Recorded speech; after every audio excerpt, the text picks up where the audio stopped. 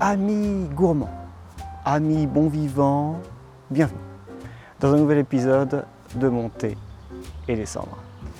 Aujourd'hui, j'aimerais déguster en votre compagnie un Gawis Hogarth et compagnie Brown Twist Sliced. Alors pour ceux qui l'ignorent, comme beaucoup de personnes, quand je veux me renseigner à propos de la composition d'un tabac à pipe particulièrement, je me rends sur un site internet américain qui s'appelle Tobacco Reviews. Et il se trouve que depuis quelques mois, ce site présente une erreur. On ne peut pas se connecter dessus. Et j'ai essayé de faire des recherches, mais je n'arrive pas à savoir pourquoi, d'où ça vient. Est-ce que ce sont les Français qui n'ont pas accès à ce site par rapport justement au fait que le tabac est un produit considéré par certaines sectes comme dangereux. Toujours est-il que donc pour ce mélange dont je voudrais vous parler aujourd'hui, j'ai dû me renseigner sur d'autres sites et en l'occurrence, on va voir ça un petit peu plus tard, j'ai deux sites qui se contredisent un petit peu. Ce que je sais de source sûre, c'est que ça contient du Dark Fire de Virginia, c'est-à-dire du Virginie qui a été séché au feu de bois. Selon un premier site, ça serait une version découpée, donc facile à bourrer, du Brown Irish X, donc, qui est un mélange sous forme de saucisson en quelque sorte. Les Américains disent rope, ça veut dire corde. Et selon, je crois, Smoking Pipes, ce serait une version, donc encore une fois, prédécoupée, facile à bourrer en quelque sorte, d'un autre mélange qui s'appelle le Brown Boogie, qu'on appelle aussi, son petit surnom, c'est le Happy Boogie, qui est un mélange qui est aussi également vendu sous forme de corde. On va reprendre l'expression parce que c'est une belle image. Alors, le Brown Irish X est un Virginie séché au feu de bois. Il ne présente donc qu'une seule variété de Virginie, d'après mes sources, encore une fois.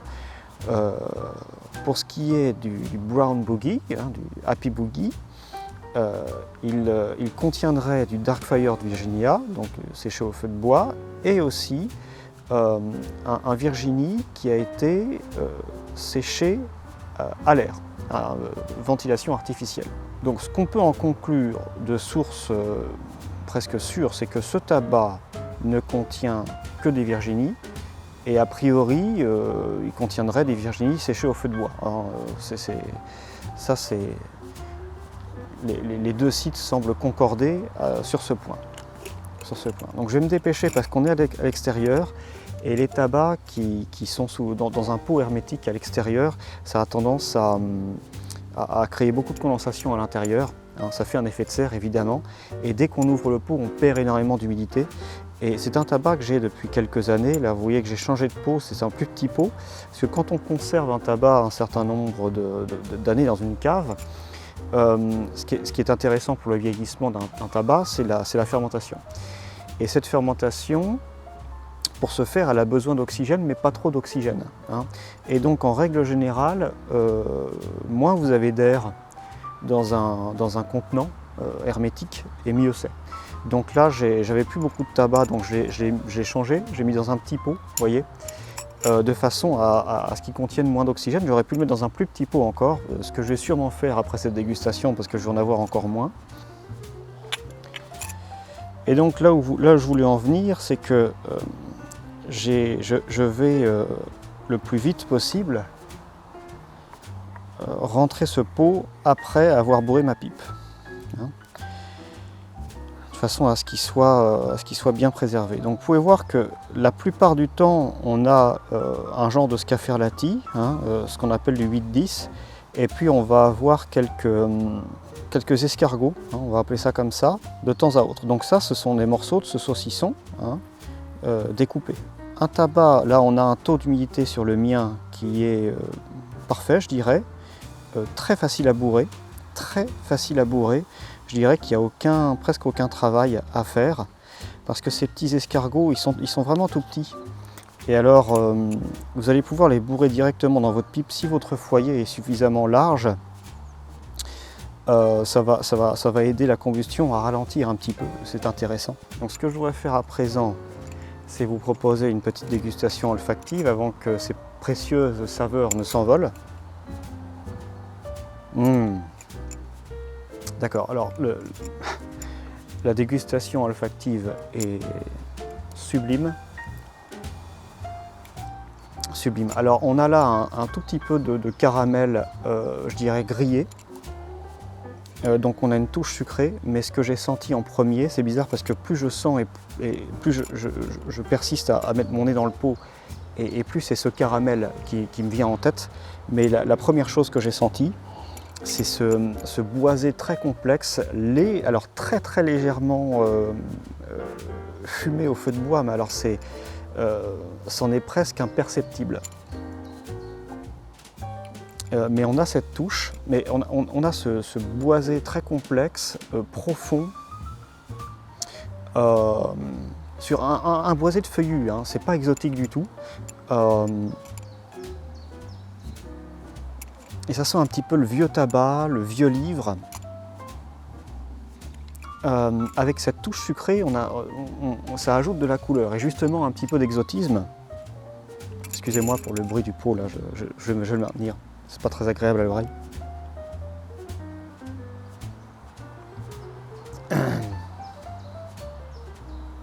Il y a quelque chose, alors il y a au moins 2 saveurs qui m'échappent là, à l'heure actuelle. On va avoir quelque chose de confit, mais j'arrive pas à mettre la main dessus. Si c'est une main qui est nécessaire. Là, il y a une sève végétale fraîche qui m'arrive, là c'est pas loin du fenouil. Ah, il y a du chocolat, c'est ça. Ouais, c'est ça, c'est beaucoup de chocolat et avec justement le mélange du chocolat, c'est un chocolat épais, plutôt crémeux, étrange parce qu'on a à la fois le caractère d'un chocolat noir et de l'onctuosité en fait, de l'épaisseur. Ouais, imaginez un coulis de chocolat très épais, assez noir, avec un sucré caramélisé, et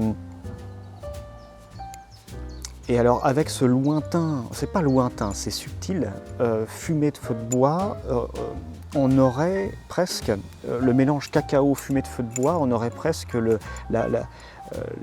l'impression de sentir quelque chose de torréfié. Ce qui n'est pas tout à fait le cas.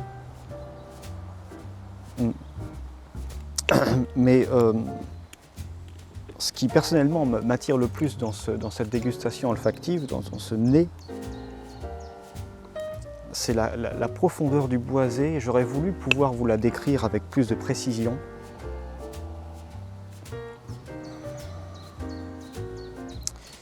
Mais on est dans cet univers de vieux tabac, vieux livres, peut-être quelque chose d'un peu cuiré, mais plutôt sur un cuir jaune de tannage végétal, justement avec cette sève un petit peu, ce fenouil, c'est très intéressant, fantastique. Ne tardons pas, dégustons ce tabac. Avant de limer la pipe, je vais aller rentrer ça dans des conditions correctes. Vous pouvez voir qu'aujourd'hui je bourre cette botte Choquin Supermate qui commence à prendre un petit peu de couleur. C'est une pipe qui fume très bien, elle est très légère. C'est agréable. Et j'aime beaucoup les proportions du foyer. C'est un foyer assez large, plutôt long mais pas trop. Les foyers trop longs, je trouve que ça a tendance à perturber la combustion d'un tabac. Surtout, particulièrement quand on parle d'un foyer relativement étroit, enfin, une relation entre le diamètre et la longueur qui va privilégier la longueur du foyer, hein, étroit et long. Je trouve que ça facilite les erreurs de bourrage d'une pipe, c'est-à-dire que la moindre erreur va être moins facilement pardonnée, hein. Vous allez facilement avoir un mauvais tirage, une pipe qui s'éteint plus facilement qu'avec un foyer plus diamétralement large et plus court, hein. Du moins c'est un avis personnel qui est basé sur mon expérience, mais peut-être qu'une autre méthode de bourrage prouverait une théorie totalement différente.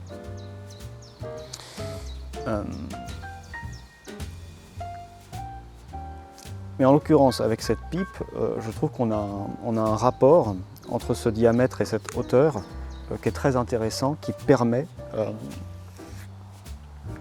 une circulation de l'air très intéressante. On n'a pas beaucoup de vent aujourd'hui, mais c'est une petite brise qui suffit en fait à gêner le briquet. Vous avez pu voir quelque chose?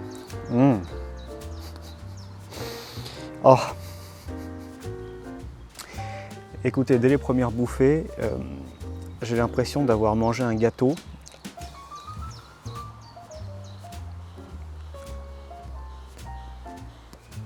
Elle s'est éteinte, donc je n'ai dû allumer que la surface.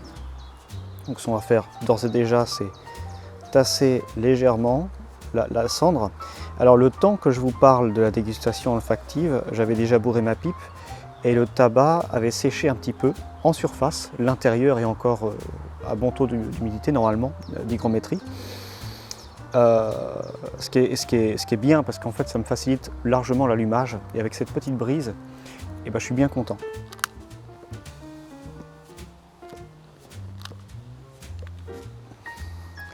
Comme je vous le disais, et j'ai encore cette impression, première bouffée, je sens ce gâteau, avec du caractère aussi. J'ai l'image du gâteau en tête, mais je suis incapable de vous sortir un nom. Donc je vais vous montrer une image de ce gâteau. Ce sont ces gâteaux très onctueux, plutôt épais mais faciles à manger, légèrement sucrés mais pas trop. J'ai eu cet arôme en bouche lors de ma première bouffée. Mais je sens aussi une odeur de pied. Alors, ça me fait toujours rire quand c'est vraiment l'image la plus proche que je puisse trouver. Mais c'est très bon signe en fait. C'est l'arôme que peut avoir un bon tabac, un vieux tabac, un vrai tabac, avec du caractère, de la personnalité. Et je sens encore beaucoup ce caramel grillé et cette sorte d'arôme confit que j'ai du mal à décrire plus précisément. Donc, comme je le disais, un tabac de caractère, mais de force moyenne, très bien équilibré. Je dirais que l'arôme de base, c'est le boisé, si on devait raisonner par couche, aromatique en quelque sorte. Ensuite, on va avoir ce caramel grillé, brûlé en quelque sorte.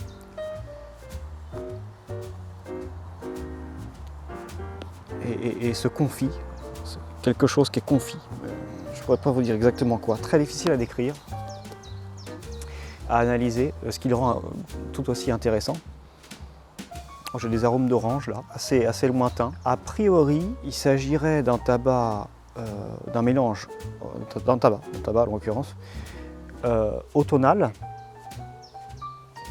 parce qu'il y a beaucoup de chaleur dans cette fumée, de réconfort. Automnal ou un tabac d'hiver peut-être. C'est un mélange parfait que vous pouvez saisir quand le temps est un petit peu maussade et que vous n'avez pas envie d'un attaka. Alors que ma pipe, alors que la chaleur de la combustion commence à se répartir, que le foyer de ma pipe arrive à bonne température, c'est-à-dire que tout le processus de combustion commence à se stabiliser. La pipe est chaude, la combustion est bien répartie sur le pourtour du foyer. Je commence à entamer mon premier tiers de façon un petit peu sérieuse. Et alors à ce moment-là, on a une petite montée en puissance des arômes et de la nicotine. Je dirais que le tabac s'assombrit. devient roboratif, donc c'est intéressant après un bon repas, ce qui est mon cas. Je suis surpris de voir que, en dépit du fait que le taux d'hygrométrie est merveilleux, la coupe est fantastique, on sent que ça va bien brûler, et pourtant ma pipe n'arrête pas de s'éteindre. C'est pas grave, parce que ça, on rallume, c'est tout, hein, et puis ma foi, ben, on a le temps. Hein. Mais ça peut entrer un petit peu en conflit avec le plaisir de tout simplement ne penser à rien et jouer avec la fumée, finalement.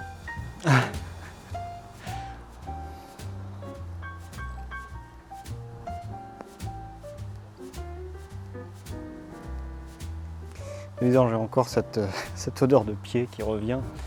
Alors,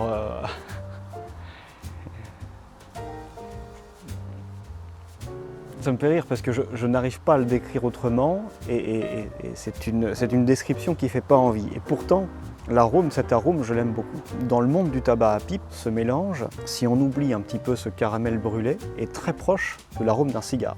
Ce qui me surprend de la part d'un Virginia. En fait, cet arôme de vieux tabac, de vieux livres, un peu cuiré, avec cette odeur de pied, donc quelque chose d'un peu sauvage, de caractère, et bien finalement c'est très proche du beurre lait. C'est pour ça que ça me surprend un petit peu. Avec cette base, ce tapis de fond très boisé, légèrement sombre, on est très proche du beurre lait en fait. C'est un Virginia. Écoutez, lors d'une dégustation à l'aveugle, je vous aurais dit que j'aurais été presque sûr que c'était un beurre lait. J'aurais pu vous le garantir. Encore une fois, c'est si on oublie ce caramel grillé qui trahit un petit peu le Virginie. Parce qu'il y a quand même assez peu de variétés de Virginie ou de préparation de Virginie qui vont permettre, même de vieillissement de Virginie, qui vont vous permettre de retirer totalement le sucre. C'est ce qu'en fait un petit peu la popularité de ce tabac. Bien souvent, c'est équilibré, donc ça va convenir à énormément de palais, mais ça va aussi, si on approche la dégustation de façon totalement neutre, de façon totalement objective, on veut qu'il y ait un équilibre, un contraste entre le sucré et le salé, le doux et l'amer, le gras, le sec. Vous avez envie d'avoir une sorte d'équilibre ou de compétitivité. La pipe s'éteint de nouveau. Alors on a tendance à croire que c'est parce qu'elle est mal tassée. En l'occurrence, elle est bien tassée, c'est pas le problème. Vous pouvez voir ce tuyau en ébonite là, qui présente certaines traces de bouche, non pas de morsure, mais tout simplement cette teinte qui a tendance à blanchir un petit peu. Et puis on peut voir 2 gouttes ici, qu'on va pouvoir effacer. Alors en l'occurrence, là, les nuances sont davantage vertes, qu'on va pouvoir effacer, mais c'est une matière qui marque beaucoup. Ceci étant, le gros avantage, c'est le confort en bouche, notamment pour les dents, pour les personnes qui ont tendance à fumer avec la pipe en bouche. Je peux percevoir de temps à autre de nouveau cet arôme un petit peu orangé. Et ça m'amène à penser justement que cet arôme de confit, il pourrait très bien être un confit d'orange. Alors pour ceux qui, comme moi, ne sont pas de grands amateurs de confit d'orange, il faut savoir que c'est assez effacé. Hein. Il n'y a pas d'amertume, ou très très peu, peut-être une touche, mais c'est tout à fait tolérable. Hein. Encore une fois, elle n'était pas loin de s'éteindre, j'ai pas parlé longtemps. Je pense aussi que pour les amateurs d'aromatiques qui voudraient s'initier à des tabacs plus naturels, mais qui ont du mal à se passer justement de cette douceur qu'apporte le sucré, et qui a tendance à effacer un petit peu la force d'un tabac, ça peut être intéressant d'essayer celui-ci, en dépit du fait que vous allez avoir quand même pas mal de puissance. Hein. C'est difficile à conseiller parce que, oui, il va y avoir plus de puissance que sur un aromatique léger, mais il n'y a aucune vulgarité, c'est-à-dire il n'y a aucune agression pour la bouche. La plupart, grande majorité des tabacs aromatiques, moi, je les trouve extrêmement vulgaires. Ils vont être piquants ou ils vont être, vous allez avoir une force, des fois une puissance de la nicotine, mais qui n'est pas du tout contrôlée. C'est comme si elle était déchaînée et complètement sauvage et qu'elle faisait un petit peu n'importe quoi. Dans des tabacs bien faits comme ça, c'est contrôlé, c'est plus constant ou plus progressif. Et donc je trouve que c'est beaucoup plus tolérable et beaucoup plus agréable en bouche. Elle s'est encore éteinte. Mais cet arôme, oui, de caramel brûlé, d'orange confite, avec quand même cette base très boisée, ça en fait des arômes assez universels, complexes. On peut s'entraîner à les chercher un petit peu, à les fouiller, pour essayer de séparer un petit peu les arômes dans sa tête et finalement d'opérer une dégustation. Et ça sans être complètement attaqué par la nicotine et la puissance à la fois gustative et nicotinée du tabac. Donc ce qui est délicat, c'est que vous allez avoir sûrement plus de sensations de nicotine qu'avec un aromatique très léger, mais ça va être aussi beaucoup plus doux d'une certaine façon, ou fort d'une façon plus agréable. Et oui, fort, un tabac quand même, le premier tiers me surprend parce qu'il me permet déjà de digérer. Et c'est le genre de produit qui peut à la fois être fumé sans trop y penser. Il ne requiert pas votre attention permanente, mais vous pouvez vous concentrer sur le tabac et essayer de dénicher les arômes. Donc c'est presque tout public. Je dirais que pour que ce tabac en particulier soit davantage universel, il faudrait qu'il soit moins puissant. Une personne qui commence à fumer la pipe, ce tabac a des chances de le dégoûter. Il y a trop de puissance. Pour démarrer, c'est trop. Ça va faire tourner la tête, peut-être. Alors, ça va varier, évidemment, d'un individu à l'autre, d'un fumeur à l'autre. Mais j'imagine qu'une majorité de débutants vont trouver ça trop fort. Et je dirais même des personnes qui veulent opérer une transition de la cigarette, des choses abominables, à du bon tabac. C'est un grand pas à faire. Ceci étant, on a une grande aisance de bourrage, d'allumage, un allumage facile. C'est un tabac de garde. J'ai pas souvenir de l'avoir goûté vraiment jeune. Parce que quand vous voyez sa composition, vous avez tout de suite envie de le garder en cave un certain temps. Alors celui-ci, je ne suis pas toujours très sage quand il s'agit de noter les dates, ce qui est une grave erreur. Je sais que je l'ai depuis plusieurs années. Je dirais au moins 3 ans, mais j'ai vu en fouillant un petit peu ma cave, en cherchant un tabac à vous proposer aujourd'hui, un autre mélange que j'ai daté de 2014 et je me demande si je n'ai pas eu celui-là en même temps. Donc c'est pas sûr. En tout cas, il a quelques années. Il a eu le temps de se fondre un petit peu. Les arômes ont eu le temps d'évoluer. Donc c'est une chose qui vaut en règle générale, mais particulièrement quand vous fumez en plein soleil. Alors, généralement, ce ne sont pas les meilleures conditions pour fumer une pipe. On va préférer plutôt un cigare. Mais essayez de tasser le moins possible votre tabac, en fait. À partir du moment où vous avez une bonne combustion, tassez-le le moins possible. Et ça va éviter à la pipe de trop chauffer, en fait. Mais c'est une chose qui vaut de façon générale. On veut une fumée éparse, légère, subtile. Les premières poignées de tabac que vous allez insérer dans votre foyer, il faut à peine les tasser. Il faut vraiment être très très délicat. Et alors plus vous allez remplir le foyer, et plus vous tassez votre tabac, et c'est une chose qui est difficile à expliquer. Moi, ce que je vous conseille quand vous êtes débutant et que vous voulez apprendre un petit peu à bourrer une pipe, vous n'allez pas réussir vos premières pipes à la perfection. Il va falloir beaucoup d'entraînement. Mais ce que je vous recommande lors des premiers fumages, et c'est une chose que je fais encore à l'heure actuelle, c'est une fois votre bourrage terminé, tirer sur la pipe pour tester la combustion. Parce que vous pouvez toujours revenir en arrière. Si votre pipe est propre, vous pouvez la vider complètement. Vous pouvez enlever un petit peu de tabac avec un cure-pipe. Vous pouvez détasser un petit peu le tabac ou le retasser, enfin tout est encore ajustable. On peut revenir en arrière. Une fois que le tabac est allumé, c'est encore vrai, on peut revenir en arrière, mais c'est plus compliqué. Je vous parlais d'une combustion très intéressante, assez lente, mais à la fois lente et facile à bourrer.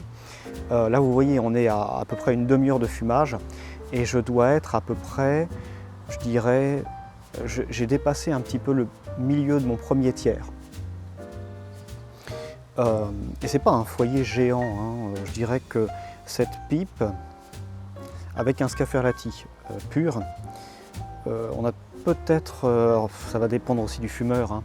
Je ne suis pas un fumeur très lent, peut-être 1 heure de fumage. Je dirais que je me situe au milieu, il y a beaucoup plus lent que moi, il y a aussi beaucoup plus rapide. Donc je peux représenter une certaine moyenne en quelque sorte. Et donc, vous voyez, ça prouve mon point, c'est une coupe très intéressante pour la combustion et la lenteur de cette combustion. Et c'est ce qu'on veut, hein, c'est ce qu'on veut, c'est ce qu'on cherche lorsqu'on fume la pipe ou le cigare, c'est avoir une expérience de fumage la plus longue possible. Le gros avantage de la pipe, c'est que si jamais, pour une raison ou pour une autre, vous souhaitez fumer moins longtemps, vous pouvez toujours, vous n'êtes pas obligé de remplir le foyer, hein. Personne ne vous oblige à le faire, vous pouvez toujours ne mettre qu'un fond de tabac. Ce qui est d'ailleurs une chose qui est conseillée lorsqu'on culotte une pipe. Il y a plusieurs méthodes conseillées. Une d'entre elles, c'est de commencer par ne bourrer à peu près un tiers de la pipe, attendre que ça se culotte un petit peu, et puis donc quelques fumages, et puis au fur et à mesure que le temps passe, la bourrer de plus en plus. Parce que c'est vrai que les bords de la pipe, plus vous allez monter et plus ça a de chances de chauffer tout ça. Avec le cigare, vous allez pouvoir choisir votre module. L'inconvénient du cigare, c'est que plus le module est petit et surtout diamétralement fin, et plus vous allez avoir potentiellement de force des arômes. Avec la pipe, vous n'avez pas cet inconvénient.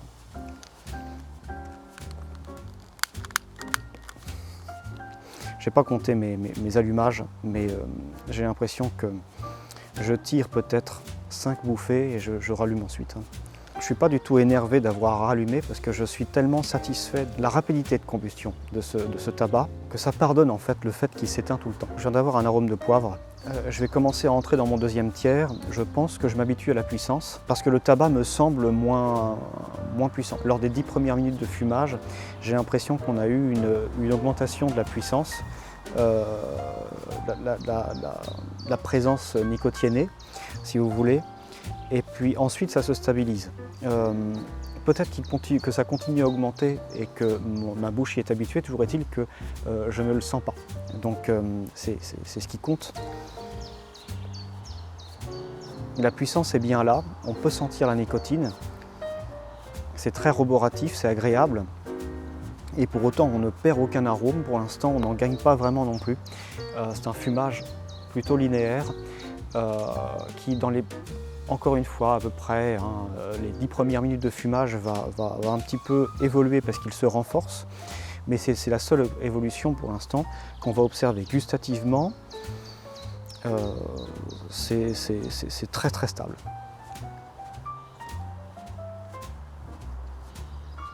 Alors, vous allez peut-être penser, c'est pas surprenant en vue du fait qu'il n'y a potentiellement qu'une seule variété de tabac dans ce mélange, mais les Virginie sont des variétés justement très, très capables d'évoluer, hein, contrairement à d'autres. D'ailleurs, si elles sont si présentes dans la plupart des mélanges, hein, il y a quand même très peu de mélanges dans lesquels on ne va pas retrouver de Virginie, c'est pas un hasard, c'est parce qu'on va avoir à la fois une opportunité d'évolution en ajoutant des Virginie, mais aussi une opportunité de complexifier le tabac et de l'équilibrer, hein. On va apporter de la rondeur, du boisé, une touche sucrée, alors plus ou moins forte en fonction de ce qu'on souhaite, hein, de ce qu'on va choisir comme variété ou comme préparation. Le Virginie dans le monde du tabac, c'est comparable dans le monde du thé à un thé vert.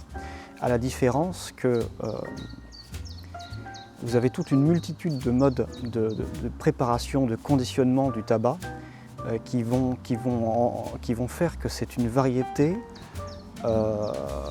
qui va pouvoir avoir toute une multitude d'échelles de puissance, des arômes, de puissance de nicotine, de complexité, parce qu'on peut le sécher à l'air naturel, on peut le sécher à l'air artificiel, on peut le sécher au feu de bois, on peut l'étuver. C'est aussi une variété de garde qui vieillit très bien généralement, dans la plupart des cas, et donc on va aussi avoir une évolution avec le temps. Je retrouve, comme lors de ma première bouffée, des arômes de pain un petit peu. Alors, j'étais sur du gâteau tout à l'heure. Là, on est plus proche de la mie de pain, avec l'arôme, alors avec le caramel brûlé que j'ai beaucoup évoqué au départ. Il a tendance à se transformer en arôme de pain cuit. Et alors là, on se rapproche davantage du Kentucky. Ce qui est amusant, parce qu'encore une fois, on a un Virginie, vous voyez un petit peu la complexité que peut apporter un Virginie. C'est un tabac caméléon en quelque sorte, qui selon le mode de préparation, le vieillissement, le mode de séchage, va pouvoir surprendre toujours et encore les fumeurs les plus avisés. Vous savez, ce vieux pain français, cuit au feu de bois, voilà ce que j'ai. Toujours avec ce boisé qui reste, lui. Le sucré a presque disparu. Dans le pain, on va en avoir un tout petit peu. On va garder un peu de sucre, mais il a tendance à disparaître.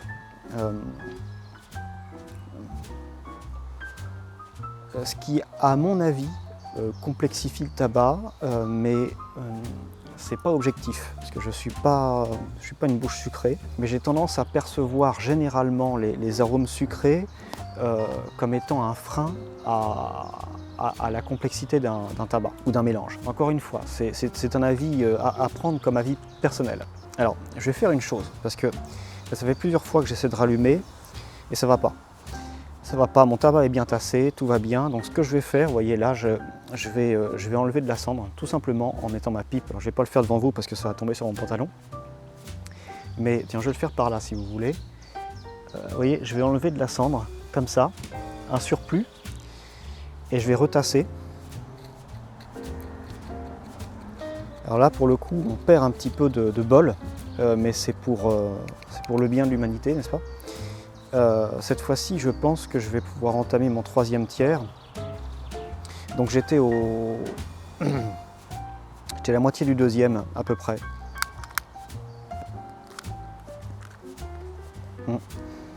Ah ouais. Oui, et ça aide aussi les arômes. Oui. Là, je retrouve un petit peu de sucré, vous voyez. Donc c'est rare d'avoir opéré ce genre de choses, d'avoir tiré un excès de cendre. Oui, comme je vous le disais, quand vous rallumez votre pipe encore et qu'elle a du mal à se consumer, si vous voyez que ce n'est pas un problème de bourrage et que la coupe du tabac n'est pas en cause, c'est peut-être qu'il y a un petit peu trop de cendre. Et donc tapoter la pipe, la tête à l'envers comme ça peut aider. Parce que ce qui brûle, ce n'est pas un tabac qui s'est déjà bien consumé, c'est un tabac plus frais. Et je suis surpris de sentir alors évolution tout à fait inespérée. J'ai des arômes de vanille qui viennent juste un tout petit peu adoucir quand même pas mal de puissance. On a un tabac qui s'assombrit là. On a des arômes de terre. Aucune vulgarité. La puissance n'est pas du tout violente. On n'a pas de piquant, on n'a pas d'amertume. C'est du boisé profond, terreux, avec cette touche de vanille qui vient adoucir le tout et apporter pas mal de légèreté. Je peux encore percevoir, mais alors de plus en plus légèrement, ce confit d'orange. Je vais rester là-dessus parce que l'image me plaît bien par rapport à ce que je ressens. Oui, et justement, je vous parlais de thé vert. J'ai des arômes de thé vert là, un petit peu.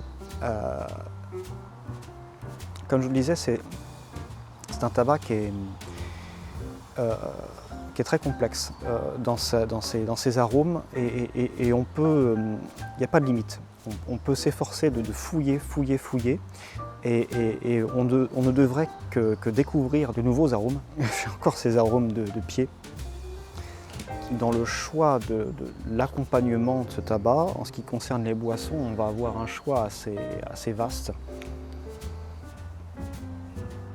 Je ne vous recommande pas d'expresso, parce que ça va être trop fort. Parce que vous allez, avec un expresso, vous allez concurrencer les arômes les plus puissants de ce mélange, mais vous allez aussi effacer ceux qui sont plus subtils. Donc un café léger, donc pourquoi pas avec une presse à la française ou quelque chose d'un peu plus infusé. Un thé fort. Pour ce qui est des alcools, quelque chose de gras va être très bien. Donc pourquoi pas un whisky un peu tourbé, pas trop. Le whisky japonais, ça peut être très bien, un Speyside. Pourquoi pas aussi cognac, armagnac, c'est bien. Vin, je pense qu'il y a un peu trop de tanin et j'ai peur que ça entre en concurrence avec le tabac. Je ne vous recommande pas de liqueur. Pour le coup, ça serait trop gras. Si vous êtes amateur, une bière, ça peut aller très bien avec ce tabac. Une bière et pourquoi pas une IPA parce que les arômes fruités de l'IPA vont peut-être vous aider à accompagner davantage le sucré de ce tabac. Et la longueur en bouche va vous aider à tolérer davantage la puissance. Chocolat chaud, c'est très bien. Pourquoi je n'y ai pas pensé plutôt un rhum? Rhum, c'est merveilleux. C'est un mélange que je conseillerais davantage pour un fumage du soir, fin de journée, voire début de soirée ou fin de soirée, peu importe. Et encore une fois, on a de la puissance, donc il faut s'y préparer. Moi, j'ai juste un verre d'eau. Il aurait fallu quelque chose peut-être un peu plus aromatique, particulièrement durant le troisième tiers. N'hésitez pas à vous rincer la bouche. Il y a un moment où même si j'ai pas soif, j'en ressens le besoin parce que le troisième tiers, à partir de sa moitié à peu près, devient un peu plus confus. On a une sorte de gras, d'épaisseur qui vient un petit peu, c'est un mot un peu dur, mais pollué. Le reste, disons que ça vient grignoter la subtilité du tabac. D'ailleurs, qui devient de moins en moins subtil au fur et à mesure que je termine mon bol, ce qui est pardonnable, on est en fin de bol. Pour autant, aucune vulgarité, seulement un peu de confusion, un peu trop de... On a l'impression d'avoir une sorte de purée de tous les arômes et on a plus de mal à les dissocier, d'où l'importance de se rincer la bouche. Oui. Et là je ressens la vanille. Pardonnez-moi de nouveau. Oui, alors là j'ai la forte impression qu'on ne va pas avoir davantage d'évolution, de choses à dire sur ce tabac. Donc je vais vous épargner des commentaires qui ne sont pas vraiment nécessaires. Donc je vous remercie de m'avoir accompagné pour cette merveilleuse dégustation. Un autre tabac dans la bibliothèque des aventures de monter et descendre. Je vous dis à bientôt pour un nouvel épisode. D'ici là, n'oubliez pas, Happy Mama, Happy Casa. Ciao papa.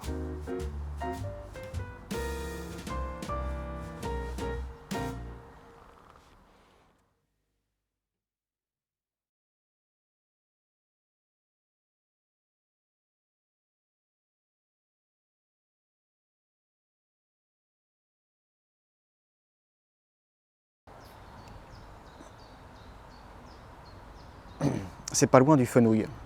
Pour l'instant, c'est ce qui me vient en tête. C'est la saveur la plus... C'est l'image la plus proche. Enfin, vous voyez ce que je veux dire. Sûrement, j'espère.